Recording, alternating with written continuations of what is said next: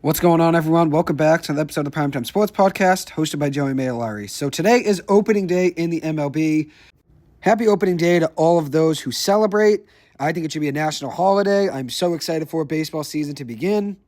Baseball season beginning is so special because it's a clean slate, 162 games ahead. The past doesn't matter. It's a long season ahead, one game at a time, but everything begins today with game one. I know the Yankees and the Giants played last night. The Yankees won that game 7-0 over San Francisco on the road. Today, I consider more to be opening day because I know technically last night is the first game of the MLB season. Today, more teams will be playing their first game. I consider today to be opening day. I am absolutely psyched and fired up for the season to begin. As I said, it's a clean slate, a new beginning.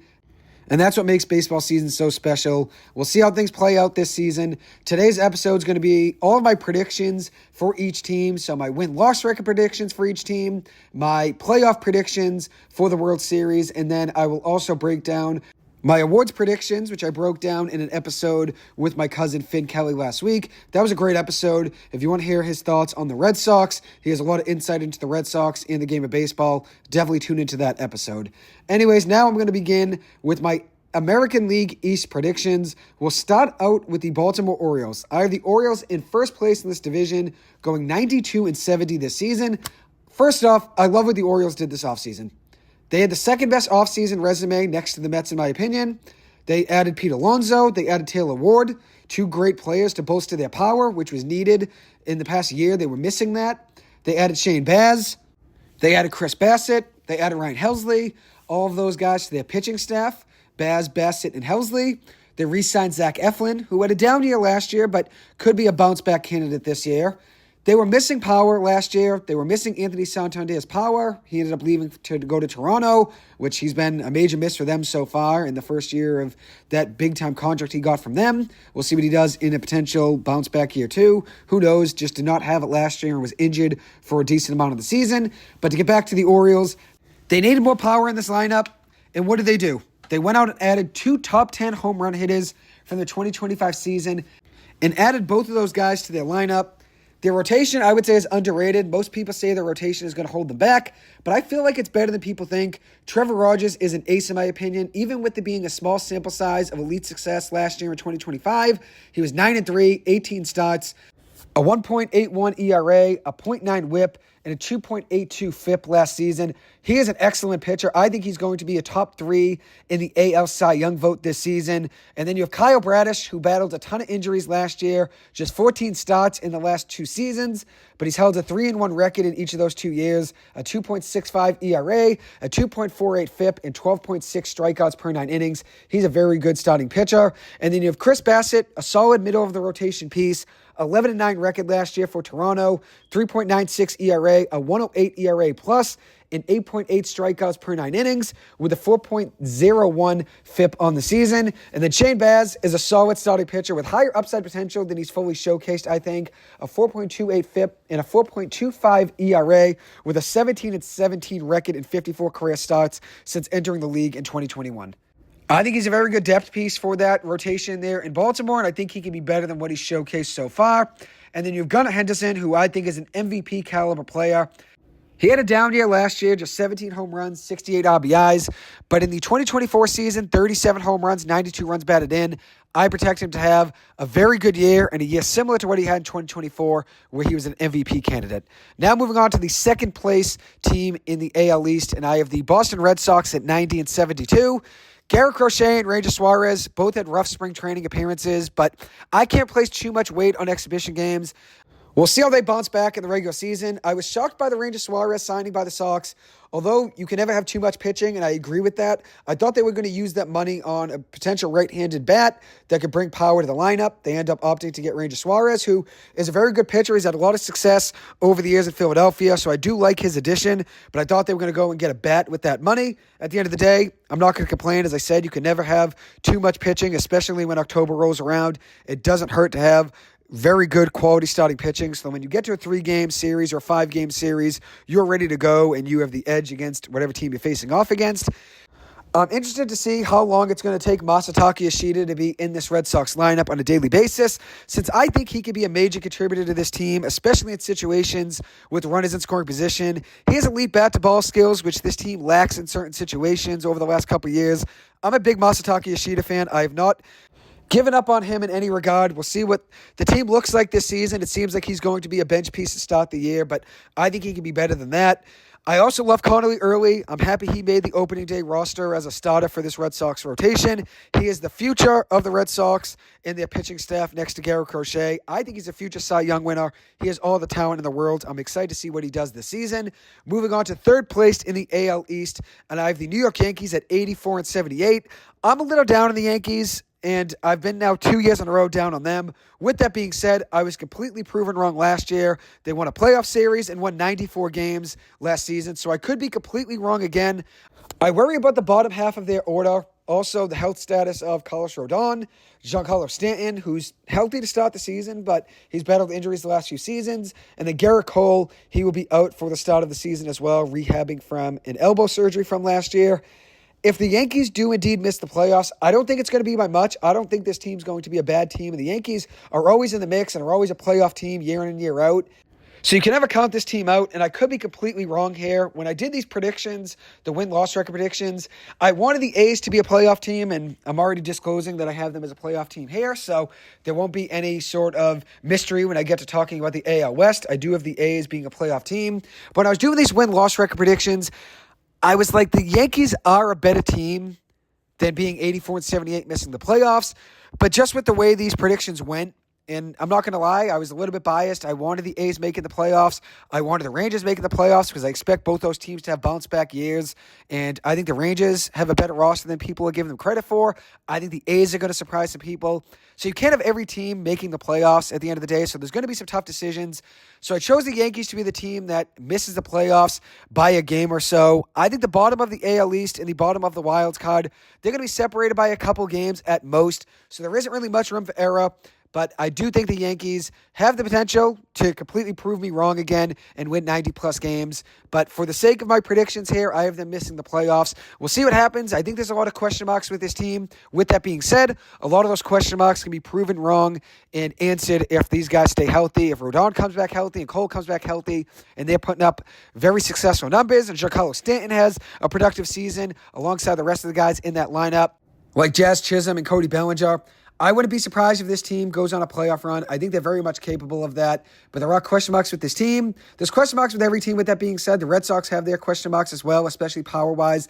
That's one thing this Yankees lineup does not lack is power. We'll see how things go. I do have them at 84-78 and missing the playoffs. Moving on to the Toronto Blue Jays, I have them in fourth place in the AL East. A big-time question is whether or not they can repeat the success they had last year. I have them at 83-79, so that's very much a down year compared to what they were doing last year. I don't believe they're going to be able to repeat the success they had last season, which is why I have them missing the playoffs. They do have a lot of talent, but I do not expect George Springer to have another resurgence of a season. I'm also not sure if Ernie Clement and Addison Barger can put up the same success they had with elite numbers from last year.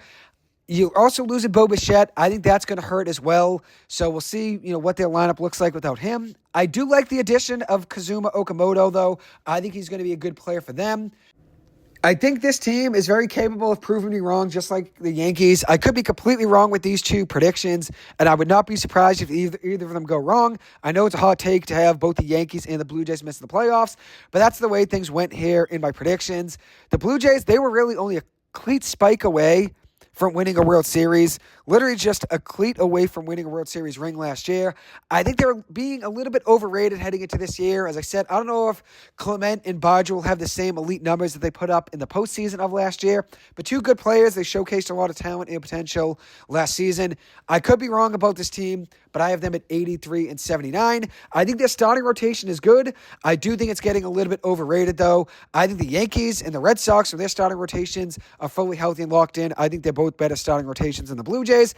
Once again, I could be wrong, but I have them missing the playoffs at 83-79. I do think their rotation is getting overrated in respect to the Dodgers rotation, the Red Sox rotation, the Yankees rotation, the Mariners rotation. We'll see how things work out, but I have them missing the playoffs at 83-79. And now moving on to the fifth place team in the AL East, I have the Tampa Bay Rays at 78-84. Tampa Bay is always a tough team to forecast because you could place them at the bottom of the division, put them in the basement of the division in predictions, and then still you won't be shocked when they're fighting for a wild card spot in late September. I think this team does lack star talent right now. Outside of the young phenom Junior Caminero and the reliable and consistent Yandy Diaz, who's been good for them the past couple seasons, I think they're going to end up trading Yandy Diaz at some point this season because he's going to be a free agent after the 2026 season is over. So I do think they are going to move on from him at some point. Moving on to their pitching staff, I like Ryan Pepiot a lot. I think he's one of the most underrated pitchers in the game of baseball. I would not be shocked if he's somewhere in the top 10 of the AL Cy Young vote this season. But like I said, I think the rest of this division is really good. That's why it's really tough to forecast where any of these five teams are going to place. But I do have the Rays in fifth place, but you can never really count that team out. They can really shock you with the way they develop talent and the way they draft and the way they, work their way through their farm system and get guys up to the major leagues. You could never be shocked if this team ends up being in the playoff mix in September. Now moving on to the AL Central, I have the Royals at 84-78.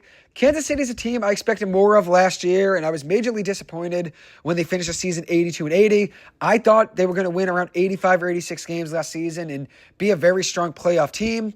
I expected a stronger record in the regular season, but also a better playoff push, and I was wrong about that team last year. This year, I'm expecting them to win the division, which is high expectations, but it's not completely out of the question. We're looking at this roster. They're talented with Staszek Vinny Pasquantino, who had a great World Baseball Classic. You got Cole Reagans, who I think has a potential bounce-back season. I know he battled some injuries last year and was a little inconsistent when he got back from being hurt.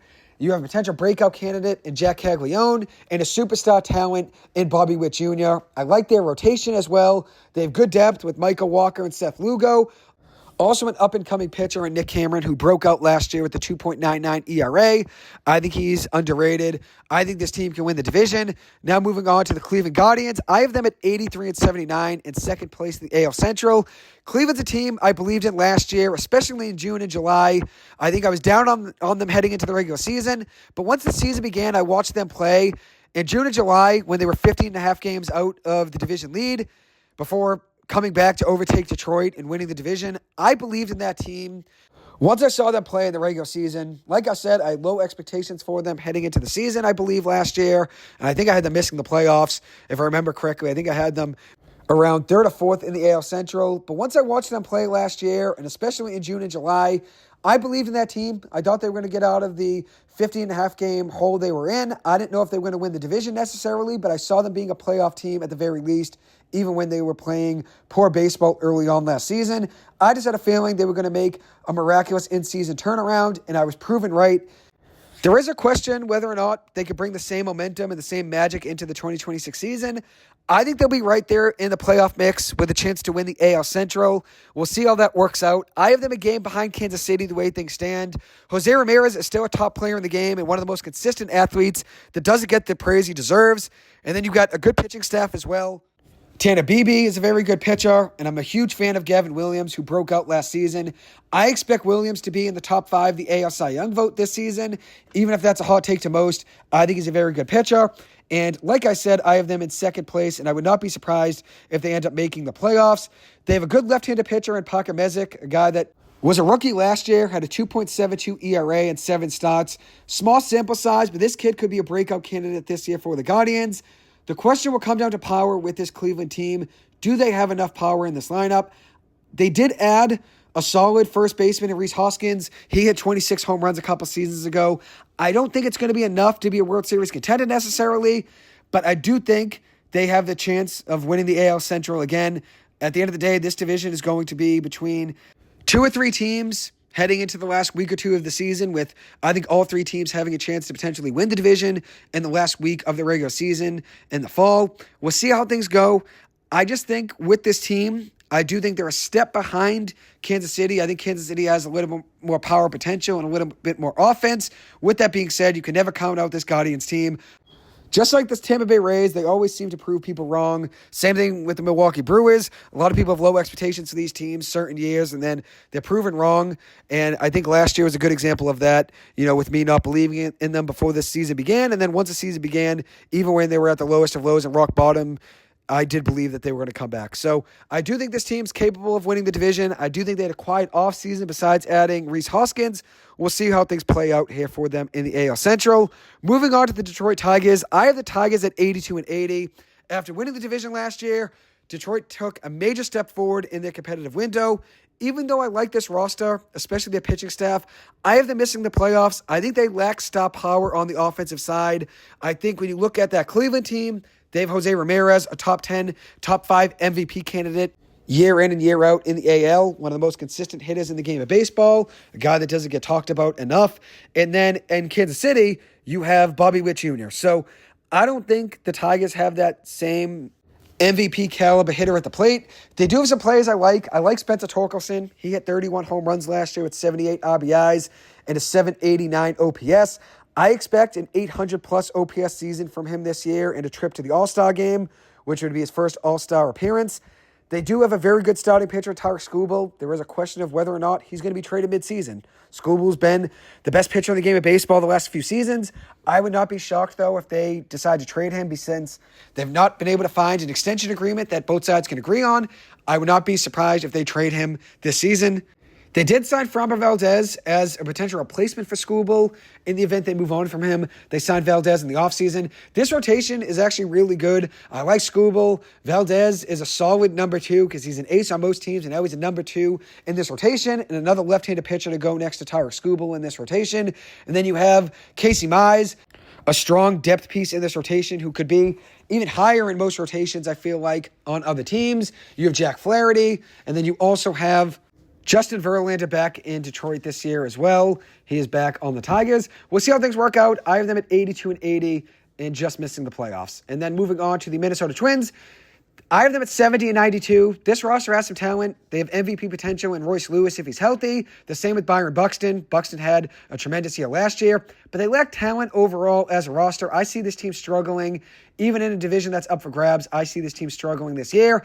I expect a breakout year, though, from former top pick of the Philadelphia Phillies, Mick Abel. He's a pitcher now for the Twins. He had a strong spring, 1.35 ERA with 17 strikeouts and 13 and a third innings pitched this year.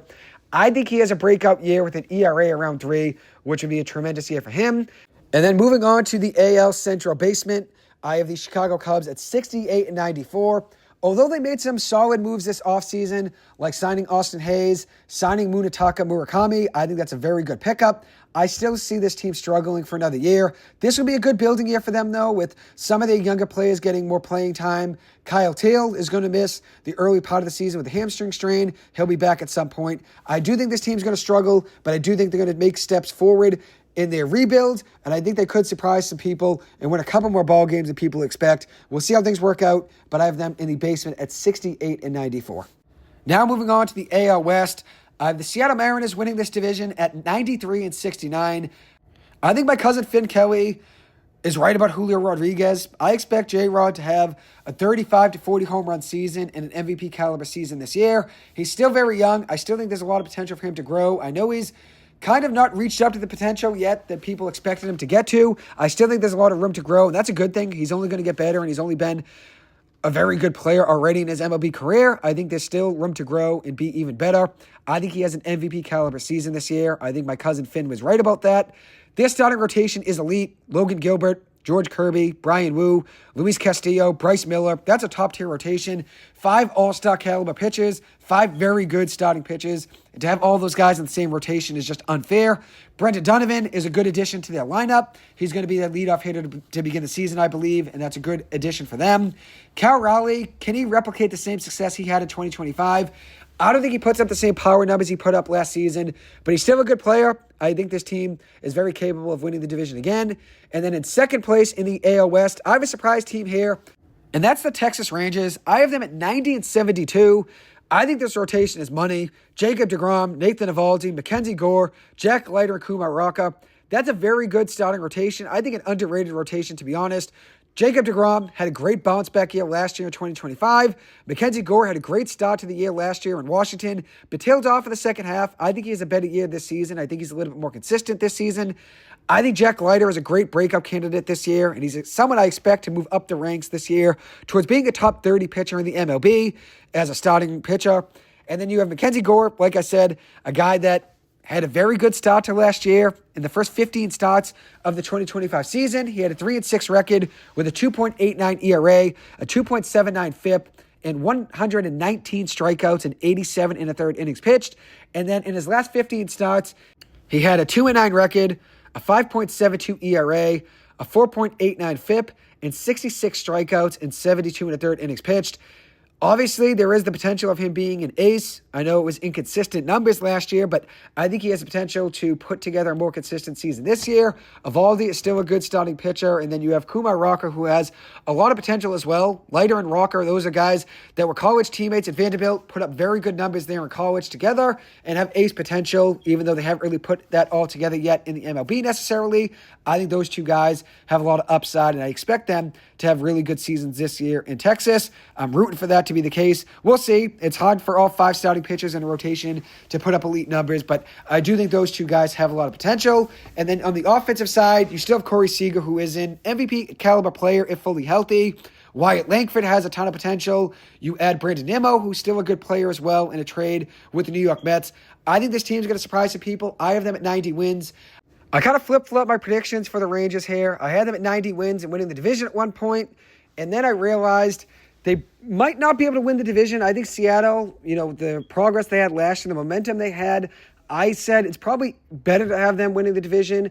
But at the same time, I flip-flop from the Rangers winning the division with 90 wins and winning on a tiebreaker over Seattle, each of them with 90 wins. Then I realized there are more and more teams each year with 90 wins than I had. Originally, my predictions, when I finished all 30 teams' predictions, I only had 4 teams with over 90 wins, and that was the Seattle Mariners, that was the Baltimore Orioles, that was the Los Angeles Dodgers, and that was the New York Mets, originally my predictions. And then I realized each year there's around 6 to 8 teams with 90 or more wins. Last year there were 8 in the MLB, 90 or more win teams.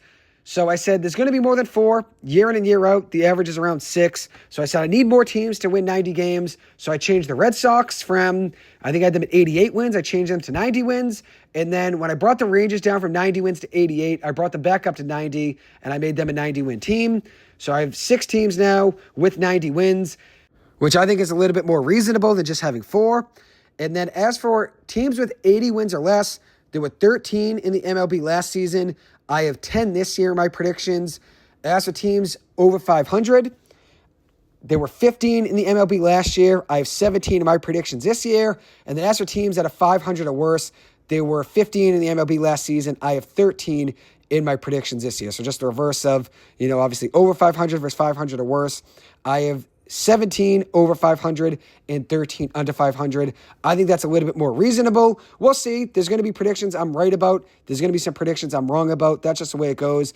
Baseball is a really hard sport to predict. When there's 162 games and injuries happen, you never know how a team's going to be playing and how a team's going to be playing, especially at the end of the season. So playoff predictions are difficult as well. We'll see how things work out, but I just want to give that breakdown here before I talk about my next team and my predictions for them. Now moving on to the third place team in the AL West, and I have the Athletics winning 85 games. I have them at 85-77. I expect Lawrence Butler to have a bounce back 2026 season. Nick Kurtz is my AL MVP. In order for Nick Kurtz to get the MVP award, obviously the A's need to make the playoffs and have a very good year. I think they're very much capable of surprising people this season and being very good. He is a superstar, Nick Kurtz. As I said the other day on the podcast with my cousin Finn, if I'm starting a franchise today, I very well could be taking Nick Kurtz at first pick. That's how much faith I have in him. That's how much I believe in his talent. We'll see how things work out, but I think he is an AL MVP candidate this season, so I have him winning the AL MVP award. As for some other players I want to mention, Tyler Soderstrom and Brent Rooker, they have strong power potential. The A's very well could be the third team in MLB history with 530 home run teams in the same season. With that being said, Soderstrom only hit 25 home runs last year, so they're going to need more out of him. And then Lawrence Butler only hit 21 home runs last season. They would need a much bigger season out of him this year, but he has the talent to do so. Brent Rooker, Shea Langoliers, and Nick Kurtz all hit 30 home runs last season, so they're very capable of showcasing a lot of power. And then as for their pitching, Luis Morales, he's an underrated pitcher. He had a 4-3 record last season with a 3.14 ERA, a 1.15 whip, in 9 starts, 10 appearances. I expect him to take a step up this season. Now moving on to the fourth place team in the AL West, and I have the Houston Astros at 81-81. They missed the playoffs last year in 2025 for the first time since 2016. I expect them to miss the playoffs again this year and take a step back from their 87-win season last year. Even with missing the playoffs last year, they won 87 games. I expect them to miss the playoffs again this season. Injuries were an issue for them last year, so they could bounce back and be better this season, but I think they're going to take another step back. Carlos Correa took a step back last season. I'm not sure if he can take a step up this year and bounce back. We'll see how things go, but I have them at 81-81 and underwhelming and underperforming people's predictions for them this season. And then in last place in the AL West, I have the Los Angeles Angels at 70-92. I like a lot of players in this team. Joe Adell, Logan O'Hoppe, Zach Neto, Mike Trout. I'm a fan of all of those guys, and I hope they prove me wrong, and I hope they have a much better year than I expect. But I have low expectations for this team this season. Joe Adell, he's one of the most underrated players in the game. Former top prospect who took some time to finally blossom and showcase his elite power potential last season. He was very good last year, and I think he can do the same this season. Mike Trout is obviously past his prime, but still a good player. Still put up around, I think it was 27 home runs last season, which is very solid. Even with the injuries he's battled the last couple years, Mike Trout is still a very good player, and I take him in my lineup any given day. Even though, as I said, injuries have been an issue and he's been inconsistent at times, he is still a very good player and a good leader as well. I would take him on my team if I ever had the option. And then a pitcher I want to mention is Jack Kahanowitz, who I think is better than the 6.81 ERA he had last season. He had a 63 ERA plus last year in 2025. But in 2024, he had an ERA plus of 105, which is right around average. I think he gets back to that this season. I think he has a bounce back year and is better than what he showed last year in 2025. We'll see how things work out. They did take a lot of buy low risks on some players this offseason. A few to name. Alek Manoah was a buy low candidate of theirs. They also bought low in a trade, getting Grayson Rodriguez from the Baltimore Orioles. Rodriguez will be out for the start of the season with an injury, but a very good player, and I know the injuries have been an issue, and availability is the best ability, they say, and it makes sense, and I get why that is the case. But when you can potentially roll the dice on a former top prospect who has a lot of potential, just has battled injuries, and it makes sense for where that Angels team is at. There's still a lot of team control on that deal there for Rodriguez, so I do like that move for them. We'll see how things work out. I did like some of the buy low moves that Perry Manazian put together this offseason. If Alek Manoah can have a bounce back year, that buy low move with minimal risk will look great. So we'll see how things work out for the Angels this season. I'm wishing them well, and I hope they have a much better year than I expect. Now moving on to the National League. In the NL East, I have the New York Mets in first place with 93 wins and 69 losses. The Mets did lose Jeff McNeil. They lost Pete Alonso, Edwin Diaz, Brandon Nimmo, and Ryan Helsley. But they added Jorge Polanco, Freddie Peralta in a trade with Milwaukee. They added Polanco in free agency. They added Marcus Semien in a trade with the Texas Rangers. I think Semien, the best days are behind him in my opinion, but still a solid bat. Still can be a good player for you. Just I think his best days are past him. I think he's heading more towards, being more of a role player. I don't think he's no longer going to be an all-star caliber player. And then you also added Bo Bichette, Luis Robert Jr. This team did make some good moves this offseason, even with the overhaul that they had on their roster. I think they orchestrated this offseason perfectly. I know Pete Alonso left, and there's definitely an emotional aspect to it where a lot of Mets fans are upset by it and sad by Alonso being gone, and I get that. But after Alonso leaves and you pivot to having a very solid offseason where you put together a lot of good moves, credit to that front office. I think this team's going to be very capable of winning the division this year. I have them at 93 wins and 69 losses. Credit to David Stearns for a very good offseason. I think the best offseason in the MLB. Now moving on to the second place team in the NL East, I have the Philadelphia Phillies at 85 wins and 77 losses. I counted the Phillies out last year, and they proved me wrong, winning 96 games. I also counted out Cleveland last year. I counted out the New York Yankees last year. With that being said, I know some of my predictions are going to be wrong here. That's just the beauty of baseball. No one ever knows how things are going to pan out over 162 games. I wasn't going to make the same mistake this year and have the Phillies missing the playoffs. As I said, they proved me wrong, winning 96 games last season. Even with the loss of Ranger Suarez, their rotation is still very strong. Bryce Harper is still a very productive player. You have Kyle Schwarber, who's still going to be in the top part of the MLB in home runs, still a very good hitter. I do think They should have considered moving on from Alec Boehm. I think they could potentially upgrade there at third base at some point in the future, and maybe they do move on from him.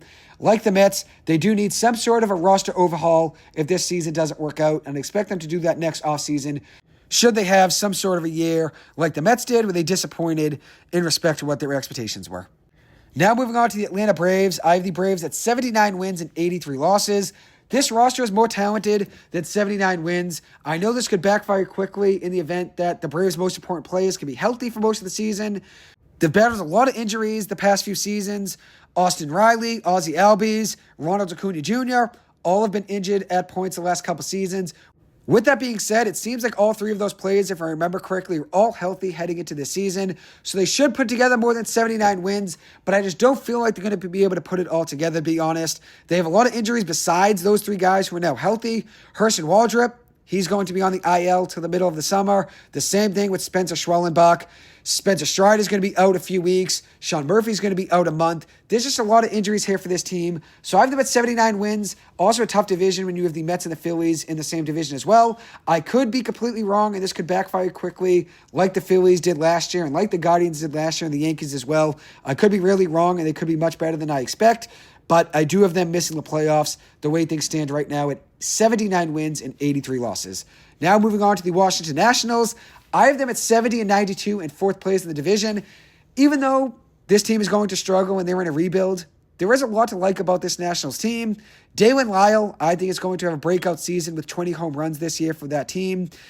And then Jake Irvin, who's a projected starter in their rotation, I expect him to have a better 2026 season after a strong spring training. As for Cade Cavalli, he is still young and adjusting to the majors, but he has the talent to be an ace, in my opinion. He had a strong spring, and I know I said earlier in the episode that you don't want to place too much of an emphasis on the spring, but Cavalli did have a good spring. I expect big things from him this season. James Wood, a potential MVP candidate down the line. I don't think it's going to be this season. It would have to be a monster year for him and a monster year for the Nationals to make the playoffs and him to be considered an MVP. But I expect him to have a really good year, and I expect him to probably be an MVP down the line. As for a player that's a very good player on their team, but I think they could potentially move on from him, that's C.J. Abrams. I think they could potentially move on from him at some point to rebuild more and get more prospects back in return. Now moving on to the NL Central, I have the Milwaukee Brewers at 85 and 77. I think Kyle Harrison was a very good pickup for them in a trade this year with the Boston Red Sox for Caleb Durbin. Durbin and Harrison, both good players. I think that's a solid trade each way. Harrison is still young and will have the ability to flourish with a club in Milwaukee that constantly develops talented pitchers. I think he has an ERA under 3.75 this season in Milwaukee with an ERA plus of 105 or better. This team did win 97 games last season. Even with losing Freddie Peralta and Caleb Durbin in trades, I expect them to be right around the playoff mix this season and win the NL Central, which will likely come down to the last couple games, just like the AL Central in my opinion. Bryce Terang, Jackson Chourio, strong players. They're going to be relied upon heavily to carry the offense this season. Jackson Chourio is going to be out, though, for 2 to 4 weeks, according to a report today, with the hand injury, which is tough for them to start the season. And one last player I want to mention is Brandon Woodruff, who is still a very good pitcher for them. He's 33 years old now, has battled injuries in recent seasons, but had a 3.2 ERA last season with 11.6 strikeouts per 9 innings in 12 starts. I think he has a good year again this year as well, and I think he's going to be their 4th or 5th starter in the rotation. They still got an ace in Jacob Mizorowski, who had a little bit of an up-and-down season last year, was an all-star selection, but is still young and definitely has room to grow. We'll see how things work out for that Brewers team. You can never count them out, so that's why I have them winning the division at 85 and 77. And then I have the Cubs at 83 and 79 and missing the playoffs. Michael Busch had a tremendous 2025 season, crushing 34 home runs for the Cubs. They also added Alex Bregman to the lineup. With that being said, they did lose Kyle Tucker in free agency. I'm a little bit down on the Cubs this year than most.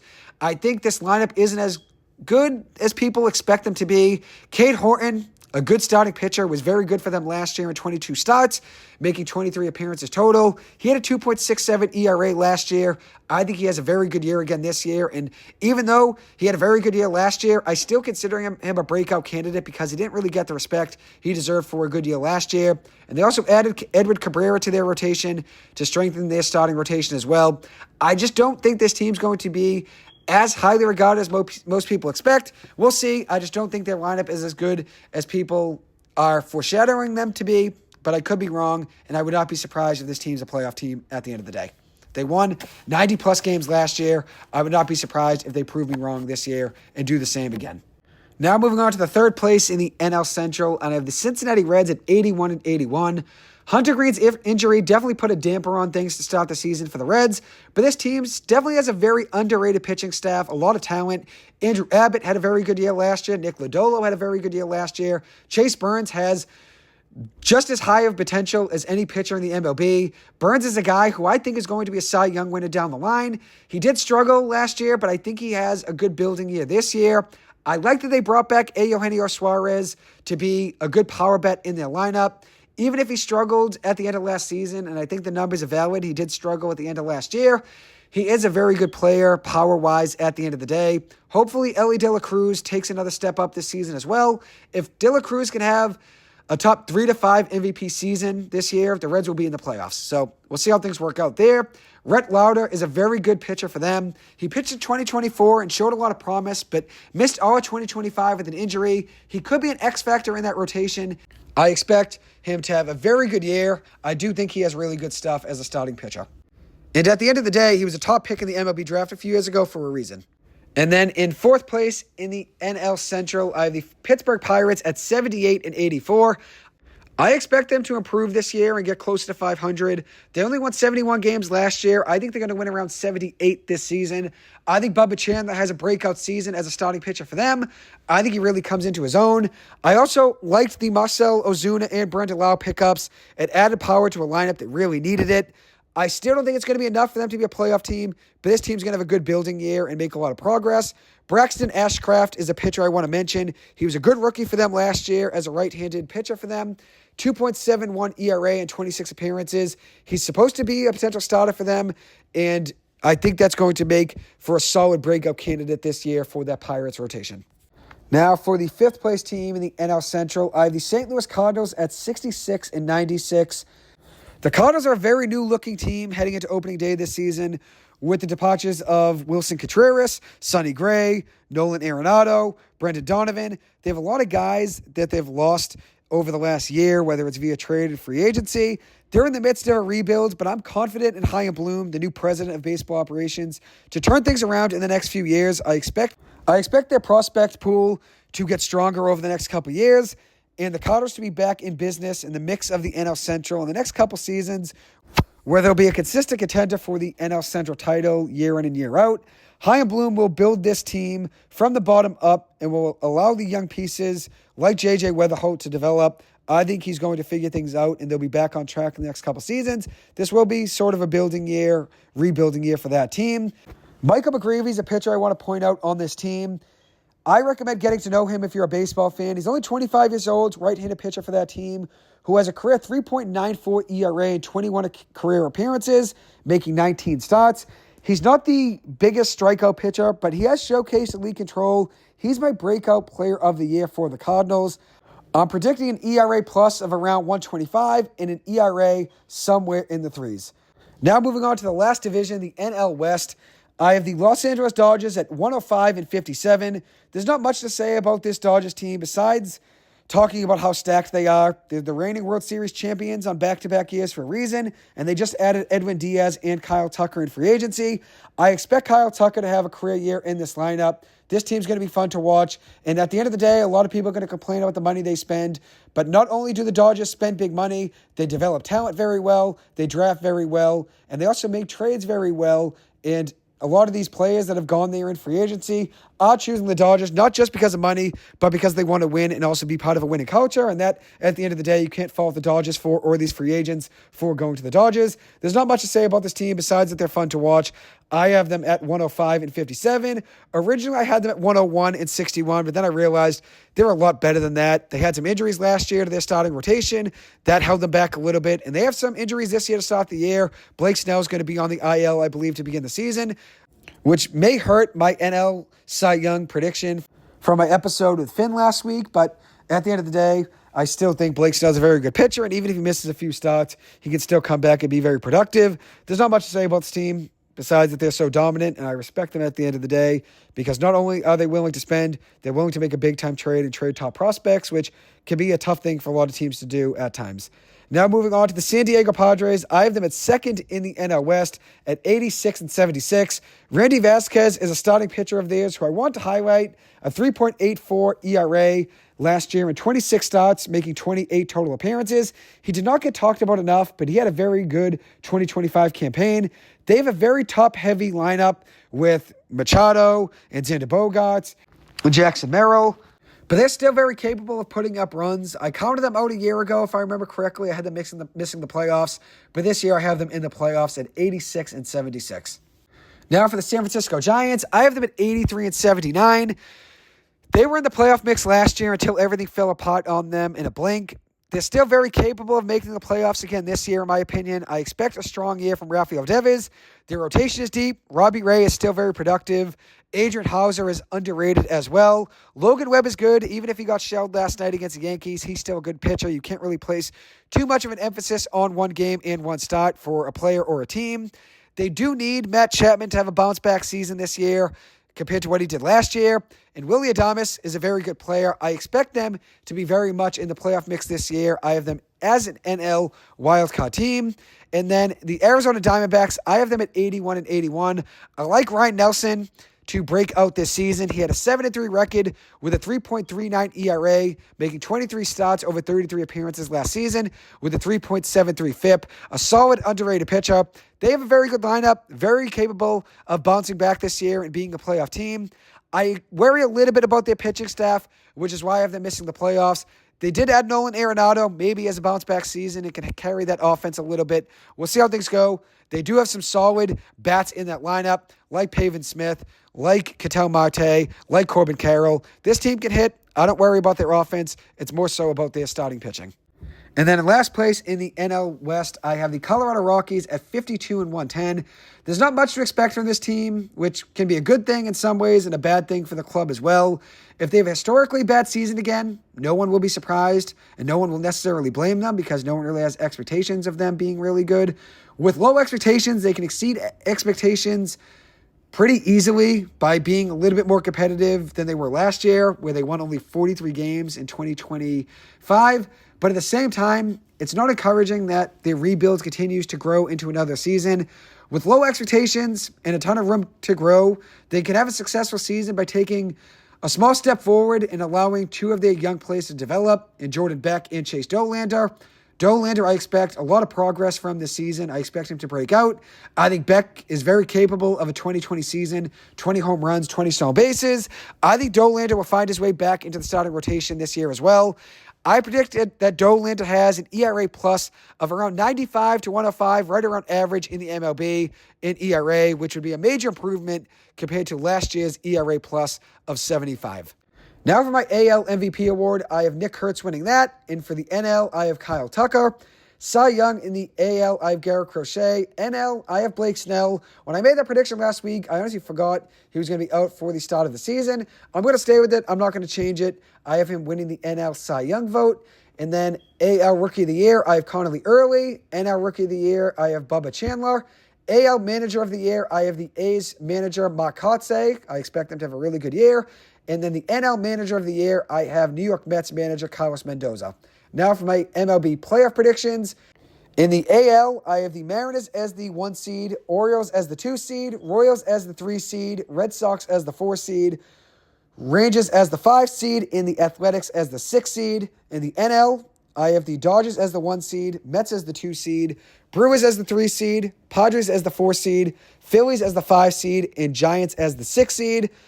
So we'll see how things work out. As I said before, a lot of these I know are hot takes, like the Rangers making the playoffs, the A's making the playoffs, the Yankees missing the playoffs, the Blue Jays missing the playoffs, the Giants making the playoffs. I know a lot of these are hot takes, and I understand that at the end of the day. But no one knows how the season's going to go. Some of these predictions might be right, some of them might be wrong, but that's the beauty of baseball. No one really knows how the season's going to pan out over 162 games. So now for my playoff predictions. In the AL wildcard round, I have the number 6 Athletics versus the number 3 Royals. I have the Royals winning that series in 3 games. And then number 5 Rangers versus number 4 Red Sox. I have the Red Sox winning that in 3 games. In the NL wildcard round, I have the number 6 Giants versus the number 3 Brewers. I have the Giants winning that in 2 games. And then number 5 Phillies versus number 4 Padres. I have the Padres winning that in 3 games. Now in the divisional round, in the AL, I have the number 4 Red Sox versus the number 1 Mariners. I have the Mariners winning that in 5 games. And then I have the number 3 Royals versus the number 2 Orioles. I have the Orioles winning that in 4. In the NL, I have the number 4 Padres versus the number 1 Dodgers. I have the Dodgers winning that in 4 games. And then I have the number 6 Giants versus the number 2 Mets. And I have the Mets winning that in 3. And then in the championship series, in each league, in the ALCS, I have the number 2 Orioles versus the number 1 Mariners. I have the Mariners winning that series in 6. And then in the NLCS, I have the number 2 Mets versus the number 1 Dodgers. So in my bracket here, both of the top seeds on each side make it to the championship series in each respective league, which at the end of the day probably isn't that much of a hot take, but that's what I have happening. I have the Mets versus the Dodgers, as I said. I have the Dodgers winning that series in 7. And then in the World Series, I have the Dodgers winning in 6 games over the Mariners. That would be a really fun series. The Dodgers would have a chance to win 3 in a row, which would be very special. And then the Mariners would have the chance to make the World Series for the first time in the franchise history and also have their first crack at winning a World Series ring, which would be very special. I know it's not a hot take to have the Dodgers winning the World Series. I know a lot of people are going to have them winning it, but at the end of the day, they have the best team, in my opinion, and it'd be really difficult to beat them in a 7-game series, so that's why I have them winning the World Series. Now I just want to break down, which I already gave my predictions for each division, but I just want to break them down record-wise for each team, just in a row, so everything kind of be all together rather than it being what I did originally, which was the record of the team and then my thought and insight in between each team. I want to just give a rundown of each team's record in my predictions. So I have the Orioles in first place in the AL East at 92-70, the Red Sox in second at 90-72, the Yankees in third at 84-77 and missing the playoffs, the Toronto Blue Jays at 83-79, and the Rays at 78-84. AL Central, I have the Royals winning the division and being the only team to make the playoffs in this division, winning that division with an 84-78 record. Then I have the Guardians at 83-79, Tigers at 82-80, Twins at 70-92, and the White Sox at 68-94. Then in the AL West, I have the Mariners winning the division at 93-69. I have the Rangers in second in the division with 90 wins and 72 losses, also making the playoffs as a wild card. And I have the Athletics in third place in this division, winning 85 games, 85-77 record, and making the playoffs as well. In fourth place, I have the Astros at 81-81 and missing the playoffs for the second year in a row. And I have the Angels in fifth place at 70-92. Now jumping over to the NL, I have the New York Mets at 93-69 and winning the NL East. I have the Phillies in second place, also being a playoff team as a wild card, winning 85 games with 77 losses. I have the Braves missing the playoffs at 79-83. And then I have the Nationals at 70-92 and the Marlins at 70-92 as well. Then in the NL Central, I have the Brewers at 85-77, winning this division and being the only team in this division to make the playoffs. I have the Cubs underperforming a little bit at 83-79. I have the Reds at 81-81. I have the Pirates at 78-84. And I have the Cardinals at 66-96. And then in the NL West, I have the Dodgers winning the division at 105-57. I have the Padres making the playoffs as a wild card at 86-76. I have the Giants making the playoffs at 83-79 as the last wild card team in the NL. I have the Diamondbacks missing the playoffs barely by a couple games with an 81-81 record. And then I have the Rockies at 52-110. There's some drastic changes from what teams did in 2025 versus what I'm predicting in 2026. For example, the Orioles only won 75 games last year. I have them winning 92 games in 2026, which is 17 more wins this year than they had last. I have the Cubs losing 9 more games this year than they did last season. I have the Rockies winning 9 more games this year than they did last year, jumping from 43 wins to 52. As for the Cubs, I have them dropping from 92 wins in 2025 to 83 in 2026. I have the Dodgers jumping from 93 wins in 2025 to 105 in 2026. I have the Marlins losing 9 more games in 2026, dropping from 79 wins to 70 wins. I have the Brewers dropping from 97 wins in 2025 to 85 wins this year, so 12 less this season. I have the New York Mets winning 10 more games this season and making the playoffs. So they went from 83 wins last year. I have them at 93 this season. I have the New York Yankees losing 10 more games this season. So I know that's very much a hot take, and that's probably the team that I have outside the playoffs that I'm very much questioning myself on missing the playoffs. Honestly, at the end of the day, I wanted to squeeze the A's into the playoffs, so that's why I had them in over the Yankees, and the difference just being a game between those two teams. I think the Yankees are very much a playoff caliber team talent-wise, so I would not be surprised to see them in the playoffs. I have the Phillies winning 85 games this year versus 96 last year, so 11 less wins this year, but I still have them making the playoffs. I have the Pirates winning 7 more games this season than they did last year, which is very much an improvement. And then 3 more teams I want to point out. I have the Cardinals winning 12 less games this year than they did last season. I have them at 66 wins this year, but a lot of people expect them to have a down year this year, more so than they did last year, and they're still in a rebuild, like I said.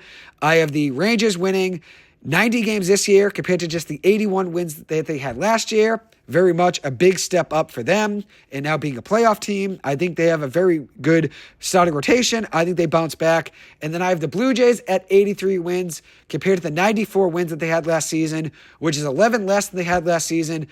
I think they take a step back. I think that's very much something that I could be proven wrong about. They could end up being really good and surprise me. But I have them missing the playoffs in having only 83 wins this year, which, as I said, is 11 less than they had last season, which is definitely a big difference. We'll see how things work out. As I said, I think their starting rotation is getting a little bit overrated, but I could be completely wrong, and they could end up being a playoff team again. We'll see how things work out. Anyways, that'll wrap up this episode. Thank you guys so much for taking the time to listen to this. As always, I appreciate it. I hope you guys have a good one, and I hope you guys enjoy opening day. Enjoy watching baseball, and best of luck to all your teams this season. Thank you, and take care.